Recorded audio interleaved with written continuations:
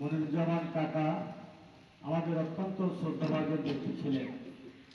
উনার কাছে যখন যে অবস্থায় যাই বলেছি উনি সেটাকে সবসময় সাড়া দিয়েছেন। তার দুটি সন্তান, দুটো ছেলে একটা মেয়ে। একটু আগে হুজুর বলেছেন, আপনাদের কাছে পরিবারের পক্ষ থেকে এই আরজ করব যে উনি দীর্ঘদিন এই এলাকায় বসবাস করেছেন। আপনাদের অনেকের সাথে ওনার খুব ভালো সম্পর্ক ছিল। আবার চলার পথে হয়তো বা কারোর সাথে উনি কোনো কথা বলতে পারেন, যার কারণে অনেকে বেজার হতে পারে। আল্লাহ রাব্বুল আলামিন বলেছেন, মৃত্যু পথযাত্রীকে সামনে রেখে যত মনের কষ্ট আছে, তার প্রতি যত দুঃখ থাকুক না কেন, আজকে শেষ বিদায় লগ্নে অবশ্যই আমাদের উচিত হবে তাকে ক্ষমা করে দেওয়া। কারণ আল্লাহ রাব্বুল আলামিন তিনি ক্ষমা করতে ভালোবাসেন, আর আমরা তারই বান্দা, আমরা অবশ্যই তাকে ক্ষমা করে দেবো।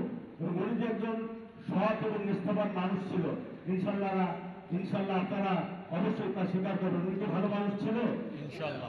উনি কি ভালো মানুষ ছিল? উনি কি ভালো মানুষ ছিল?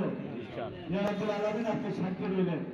আগামী পথ কবর থেকে জান্নাত পর্যন্ত তার সকল যে প্রশ্নগুলি, যে সকল কষ্টগুলি আপনি লিপিবদ্ধ হতে করে রেখেছেন, আজকের এই জানাজার মাধ্যমে তাকে ক্ষমা করে দেবেন, এই আশা আপনার কাছে আমরা করতে পারি। আরো আপনার কাছে বলি, আল্লাহ রাব্বুল আলামিন তাকে জান্নাতের সুউচ্চ মাকাম দান করবেন ইনশাআল্লাহ। এইভাবে আমি আমার কথা শেষ করছি। সকলকে আবারও ধন্যবাদ। আসসালামু আলাইকুম ওয়া রাহমাতুল্লাহ।